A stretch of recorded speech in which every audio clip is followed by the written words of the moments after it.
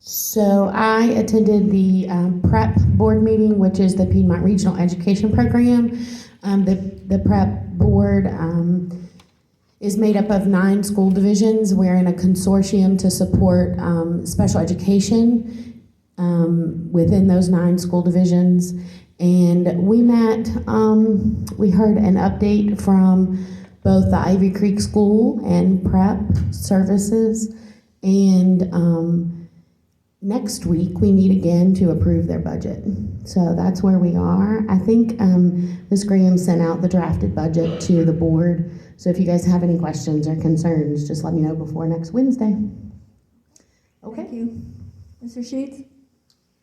Oh, the only meeting that we had was for the CIP, and it was basically just cutting a check to finish up the work. So the other improvements are in the works, getting some bids and whatnot. So that's all I have for now.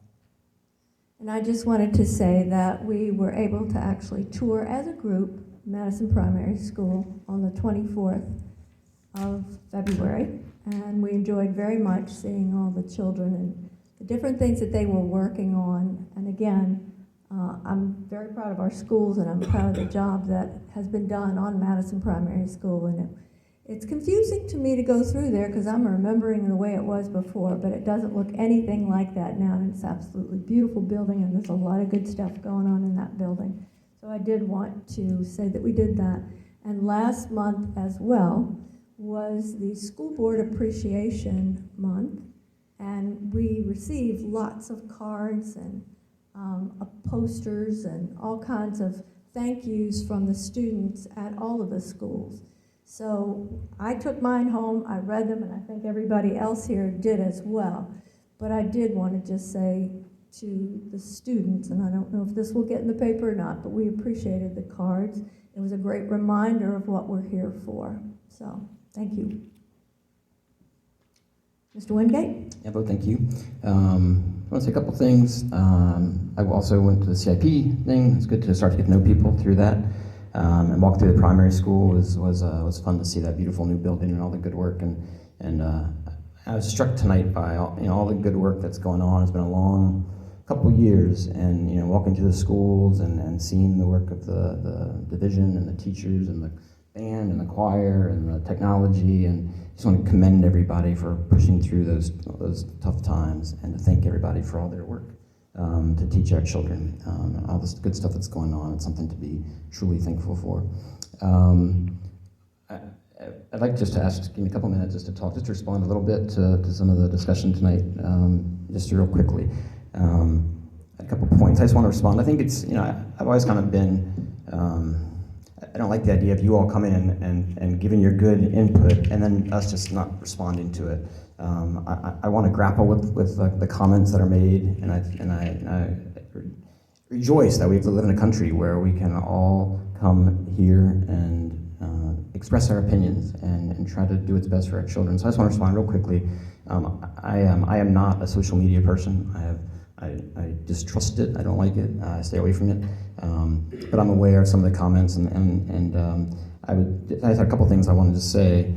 First, I'd be careful with social media. I would encourage us all not to always trust things you hear on social media. It's easy for inferences to go wrong. I think that's true in some of the cases that I saw or heard. I pledge. I'm gonna write a letter to the editor, just explaining, what some of the ideas that people referenced.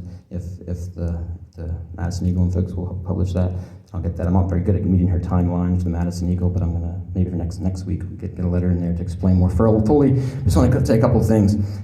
Pastor Lewis talked about embracing equal opportunity. I embrace.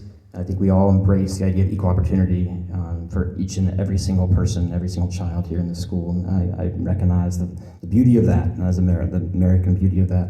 I embrace the good work of anybody, including that task force, the equity task force in the past that has tried to lift up people, lift up our students, and to give them every single opportunity and help, support they need. And that is a wonderful, fantastic thing. That any effort that has been is great.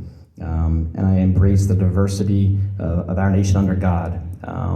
that I've spent 25 years in my country's uniform fighting for. And as we pledge allegiance tonight, and we all stood together to pledge allegiance to the flag, one nation under God, and to the republic.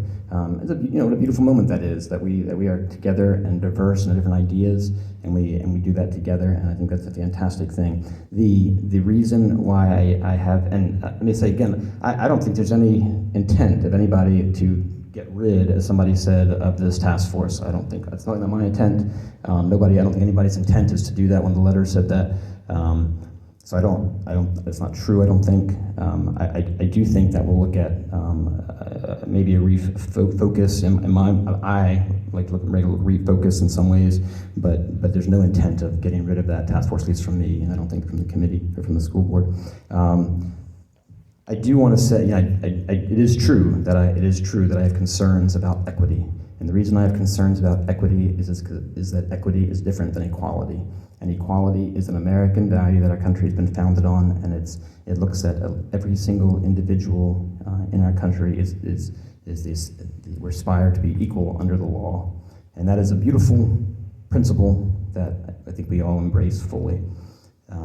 When we start looking not at individuals as children of God who deserve things, deserve every single support that can be given, we talk about groups, and we start putting people in groups and identifying people as groups instead of as individuals, then I think that can be divisive, and that's why I have concerns about equity. And I'll lay that out more in this letter that I'll write to the editor, because I don't want to take everybody's time tonight, but I want people to understand that. And last thing I'll say is, in my experience, when a comment is made about welcome to Madison, in terms of Madison being a racist community,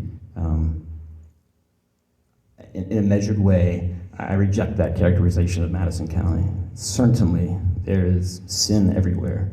Certainly, there is evil everywhere. That is true at the beginning of the world, and it will continue to be true. We need to fight every day to rid ourselves of that. But in my experience, Madison is a place of sinners, but it is a beautiful home to a lot of beautiful people, of all kinds of people. And when people say something like that, I think it deserves for us to say, that welcome to Madison as a racist society is an unfair characterization, I think, as a holistic term or something. Anyway, I want to say that. I do promise to have that letter to more clearly explain. Thank you for the time. Thank you. Sam?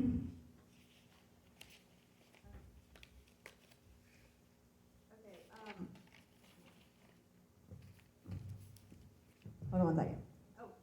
Is it working? Okay, I'll just talk really close to it. Okay, other than the wrestling room update, I don't really have anything. I am looking to start some tutoring program with some of my peers for spring sports.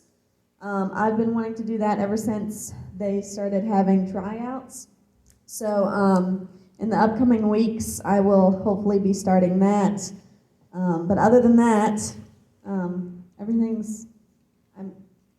puddling along, I guess. I'm kind of finishing, everything that I have to do. So it's bittersweet for all of the seniors right now, and we're having our senior picture on Wednesday.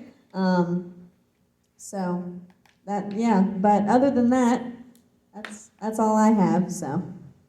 Yeah. Thank you. Mrs. Graham?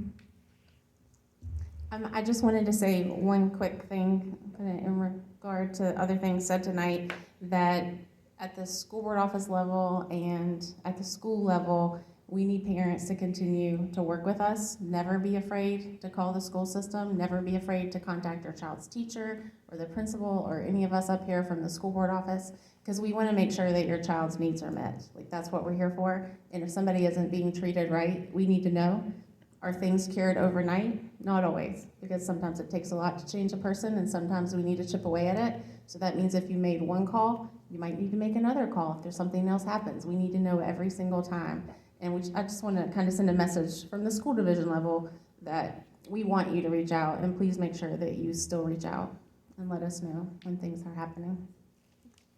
Thank you. And just one last thing. Thank you, everyone, for reminding all of us in the power of our words. We are adjourned.